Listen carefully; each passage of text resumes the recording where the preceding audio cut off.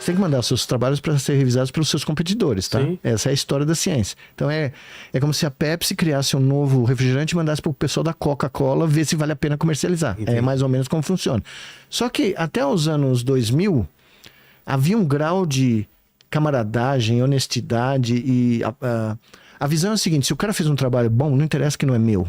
A nossa área vai ser promovida, entendeu? Não, aqui do meu lado, né? O cara tá aqui, eu vou colaborar com ele, eu vou fazer um negócio com ele. Hoje é um pega pra capar, entendeu? Porque o seu trabalho pode estar destruindo o business plan da startup do seu competidor. Isso para o avanço da humanidade significa é um terror, porque o grau de papers que poderiam ser publicados e que são coisas interessantes... perde muita coisa, pô, é censurado, se mata no início. Literalmente. O peer review, na minha opinião, eu tenho 40 anos disso, 229 trabalhos publicados. Para mim, tá morto. Porque os conflitos de interesse são tão gigantescos, né, por causa do mundo da startup, onde 99% é hype e 1% é real. É real mesmo, né? Não é à toa que 9 de cada 10 morrem, né? Com menos de 5 anos. Então... Mas a inteligência artificial não é mais hype. Boa parte dela é. Ainda é? Dúvida. Mas ela tem uma base já sólida já. Não, ela tem uma base... De aplicabilidade. Tem, claro. Mas é uma base que nós sabíamos... Claro, teve algumas surpresas, mas... Por exemplo, o cara que ganhou o Prêmio Nobel de Física, um deles. Eu conheço o John Hopfield há 40 anos. Conheci ele aqui no Brasil, depois me encontrei várias vezes com ele nos Estados Unidos. É um cara sério, um físico. O outro, o Hinton, que inventou o backpropagation, que é uma técnica de treinamento das redes neurais artificiais, é um doido varrido, entendeu? O cara fala que as redes neurais dele pensam, que elas têm emoções, que elas têm consciência, que é uma loucura. Não, ele nunca provou isso. Só que assim, na medida que o cara ganha o Prêmio Nobel de Física, e os físicos ficaram pé da vida, porque né, não tem nada de física ali, né? E nem as coisas que ele ganhou nem são usadas mais, tá? Não tem mais nenhuma aplicabilidade, porque já passou por cima, né? As coisas que ele fala lá são absurdos. E o cara tá dando entrevista no mundo inteiro. Agora tem a chancela do Comitê Nobel. Então, até o próprio Comitê Nobel, aparentemente, caiu no meio da hype, tá? Foi engolido pela hype. Então, o que está acontecendo? Quando o OpenAI fala que ele já tem, é tudo balela, entendeu? E tem gente questionando... Você acha que o pessoal joga para ver se vem investidor, claro, e aí claro. Ver se isso cola. E tem gente, olha no Twitter, tem gente muito séria falando que o business plan da OpenAI não vai para lugar nenhum, que eles podem falir a qualquer momento. É fadado ao fracasso. É fadado ao fracasso porque... desse hype, ganha muito dinheiro. Pô, os caras estão investindo, cada uma das Big Five lá de inteligência artificial, está investindo... deixa eu ver, é NVIDIA, Meta, Google, Microsoft e Amazon. Tá. Acho que são essas 5. Big Five. Então foi investindo quanto? 20 a 30 bilhões de dólares por ano em pesquisa nesses sistemas. E o que está acontecendo? Os caras não têm energia elétrica suficiente, porque a indústria de AI já consome a mesma coisa que a indústria automobilística consome. Sério? De energia. E por que isso? Por causa das fazendas de servidores. Tá. Elas têm milhões de máquinas rodando. Está faltando água para refrigerar esses baratos. Tanto é que o Google acaba de comprar uma startup de energia nuclear. Mano! Para criar uma usina nuclear do lado das fazendas de servidores dos caras, tá? Olha o gargalo dos caras. E outra coisa que está acontecendo, que talvez seja o vírus fatal da AI generativa, né? Que a gente chama. Sei. Qual é? Você não sabia, eu não sabia, ninguém aqui sabia que todo o nosso conteúdo na internet foi usado para treinar esses modelos. Claro. De graça. A gente sabe disso. Não, agora a gente sabe, mas porque eles não falavam. Não, começou em 2000, tá? Eu não sabia, até uns 7, 8 anos atrás. Enfim, o que está acontecendo?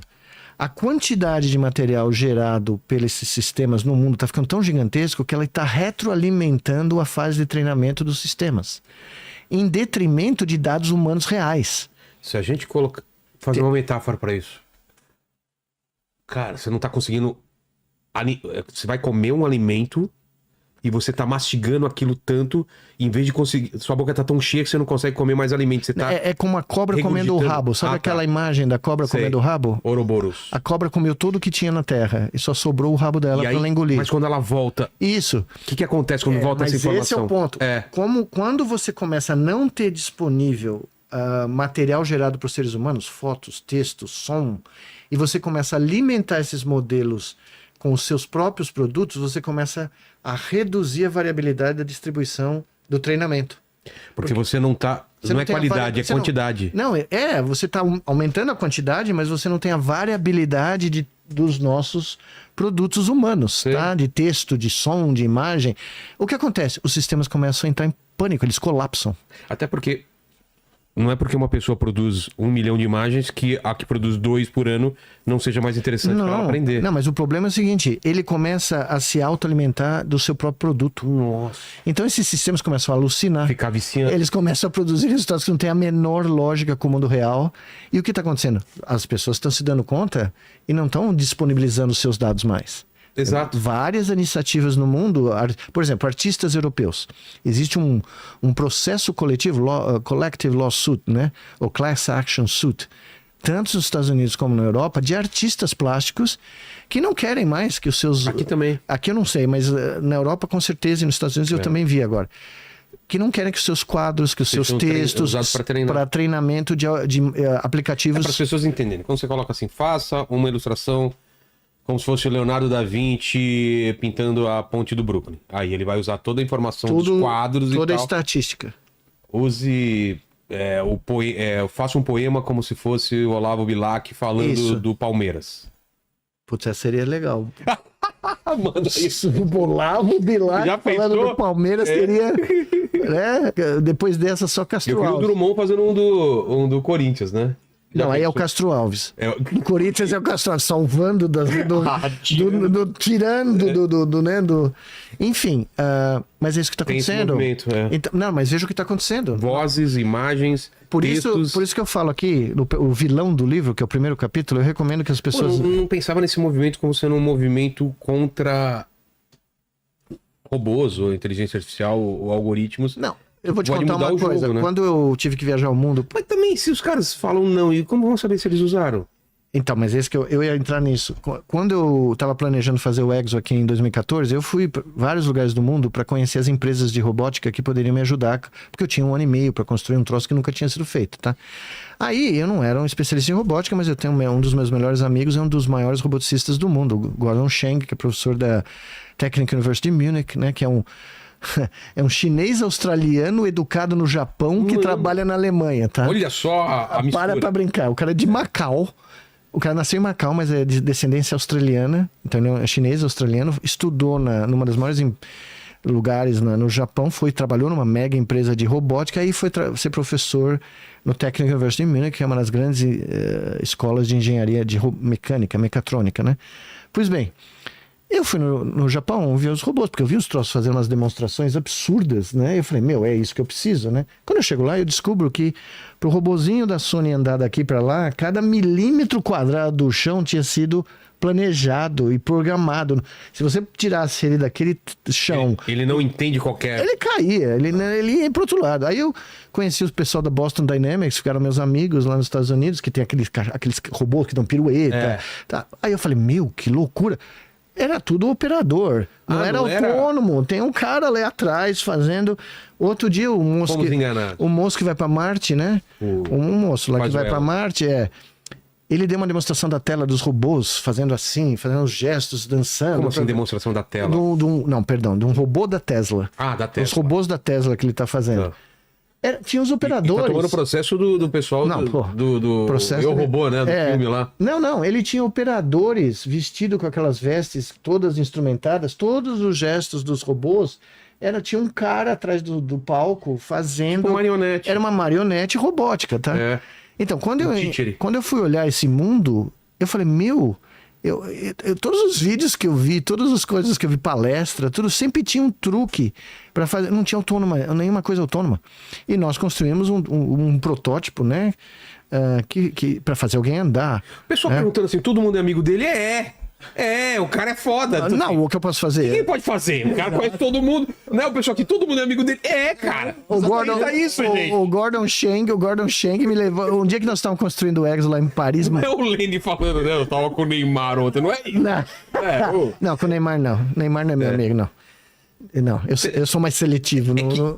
É que você, como você diz, 40 anos. Não, para pra brincar. Imagina 40 anos, quanta gente que eu conheci. Né? Eu conto às vezes pros meus filhos, eles falam, não. Aí eu vou lá e mostro a foto, entendeu? São vidas, né? Não, eu falo isso. A ciência me deu algo que eu nunca teria na vida. Primeiro eu viajei o mundo inteiro de graça. Poxa. Eu conheci o mundo inteiro. Pago pra ir lá dar palestra, tal, comer bem, ver as coisas. Aí eu conheci gente, assim... Um dia eu tava em Portugal, dando uma palestra em Lisboa. Na plateia tinha só a maior pianista do mundo de Schubert, Poxa. Maria João Pires, que ficou minha amiga, do nada. Tá, Qual a viu? chance, né? Qual a chance de você estar desse sentado, encontro, dando uma palestra, a maior pianista, e ela chegou pra mim e falou assim, ela foi em Natal, foi conhecer o meu instituto, fui na escola que ela tinha de música para crianças, maravilhoso, sabe? Crianças que não teriam nunca chance de ir para uma escola de música clássica. Ela, porque ela era muito famosa, ela criou essa escola e ela subsidiava a criançada para aprender violino, piano. E ela era a maior intérprete de Schubert do mundo na época, né? E ela tá viva ainda. Ela chegou para mim e falou, tenho que te contar uma coisa. Eu, quando toco Schubert, eu vejo Schubert. Eu vejo cores. Eu não vejo... sinestesia. Eu falei, Maria João Pires, nós temos que fazer uma ressonância do seu cérebro, porque que acende, ela literalmente via a música em cores quando ela tocava. E se ela ouvisse a mesma peça sem tocar, ela também tinha uma ilusão colorida. Sensorial. Bom, eu não pude fazer, porque não era a minha área, mas ela foi falar com um grande neurocientista português, Antônio Damasio, que mora nos Estados Unidos, em Iowa, e ele fez. O que eles acharam? Que na Maria João Pires, todo o córtex auditivo invadiu o córtex visual. Então, quando ela ouvia a música, a área visual aqui atrás ligava. E criava uma ilusão ótica. Nossa. Então a mulher via música. Aí, inspirado nela, o que eu fiz? Eu criei um rato infravermelho. Como assim? Eu fiz um rato tocar luz invisível. Luz infravermelho é invisível para todos nós, porque o clicker da televisão é o caso clássico. Você muda de canal, você não vê o feixe indo para a televisão, né? Porque nós não temos receptores ultravioleta de infravermelho na retina. Eu falei o seguinte, vamos transformar a luz infravermelho em uma sensação tátil. Eu pus um sensor de infravermelho na testa dos ratinhos e o output elétrico, que detectava a magnitude e a frequência, eu implantei no córtex tátil deles. Então, cada vez que luz infravermelha aparecia no ambiente, eles sentiam como se os pelos da face deles estavam sendo alisados. Sei. Os ratinhos começaram a seguir luz infravermelho. Porque a sensação era boa. A sensação era tátil, era boa, e se eles achassem a fonte, eles ganhavam água com açúcar. Sei. Então, nós criamos um sexto sentido e transformamos a luz infravermelha, que é uma luz invisível, por isso que eu sempre falo, né? Os nossos ratinhos tocam a luz invisível. E aí eles saíram. Aí eu estudei esses ratos durante 10 anos, tá? Eu fiz um implante, não continuamente no mesmo indivíduo, mas fui estudando. O cérebro inteiro deles passou a detectar a luz infravermelha. No momento que a luz infravermelha adquiriu uma relevância, a água com açúcar, que eles gostam, todas as áreas do cérebro começaram a... E elas não esqueceram a informação tátil. Elas puseram junto. Então, ele continuava usando as vibristas para tocar, porque as vibristas são os dedos do rato, tá? Sei. No escuro, eles usam isso aqui, os pelos da face. Imagina usar seu bigode para descobrir o diâmetro de um buraco para você escapar do gato. Nossa. Eles fazem isso em 100 milissegundos. Eles encontrarem as vibristas nas extremidades de um buraco, eles sabem o diâmetro, se eles podem passar ou não, tá? Então, nós transformamos a luz invisível na luz que eles tocam. Então, eles tocam luz invisível. Foi inspirado nela. Sei. Né? Então, eu podia te contar um monte de história. Bom, um dia eu tô lá no nosso laboratório, bate na porta Ronaldo Fenômeno, queria conhecer o exoesqueleto. Quando que eu ia ver o Ronaldo Fenômeno entrar e conversar com ele sobre futebol? Falar... Deixa eu ver aí. Como que é? Não, esse é o Luxemburgo. Esqueleto aí, meu. Não, foi divertidíssimo, né? O cara... E aí eu tinha um aluno que estudou na Itália, que era torcedor fanático da Roma. Sei. O cara era, que nem eu, maluco. Aí todo mundo fez a fila para bater, como a gente diz, apertar a mão do Ronaldo, né? Vai chegando nesse meu aluno, ele vira pro Ronaldo, torci muito para você na Inter de Milão. Eu falei, o quê? Você é o torcedor da Roma, você cresceu em Roma. Né? Aí o Ronaldo falou, os caras sabem mentir, né? Claramente, nessa hora o cara até muda de o time. cara puxando o saco do Ronaldo Fenômeno, né? Porque... Ah, mas eu não duvido o cara torcer, mesmo sendo do outro time. Pode né? ser. Ele jogou muito. Não, né, jogou cara? muito, não. Eu vi coisas dele Tem fazer... uns compilados aí, a explosão que ele tinha. Não, e você viu os italianos, o Baresi, o Maldini, falando do que era jogar com esse cara? O Costa Curta, todos do Milan, Você né? colocou na frente, esquece. Não, a bola chegava nele, pode esquecer, né? E ele foi sensacional, porque ele foi ver o exoesqueleto, e no dia da Copa, não sei por que razão, nunca vou saber, eles puseram 8, 10 segundos na tela aqui no Brasil, né? É. No resto do mundo apareceu a demonstração inteira. E quando terminou, o Galvão Bueno falou, nós cometemos um gafe, pusemos o ônibus da seleção, mostramos o negócio de uma maneira porca, né? Não falou assim, mas devia.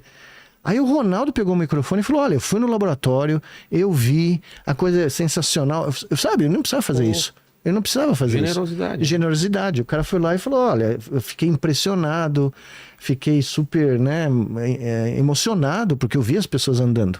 Pessoas que estavam, né, há 10 anos na cadeira de rodas, né? Então, a ciência me deu tudo isso, me deu a oportunidade de conhecer gente espetacular, de conhecer o mundo. E, basicamente, eu tive 5 ou 6 momentos da minha carreira onde eu vi algo que ninguém nunca tinha visto, né? A primeira tempestade neural que eu ouvi de 100 neurônios tocando no alto-falante, numa sala, né? Foi teu eureka, o momento eureka. Foi um dos grandes momentos eureka, porque ninguém tinha ouvido isso, né? E é basicamente o que acontece se eu puser aqui no lane o mesmo eletrodo, vai ter o mesmo som. É mesmo? O som dos neurônios é o mesmo. E cada lugar tem um som diferente. Tá? Então a gente aprende a identificar onde a gente está no cérebro pelo som.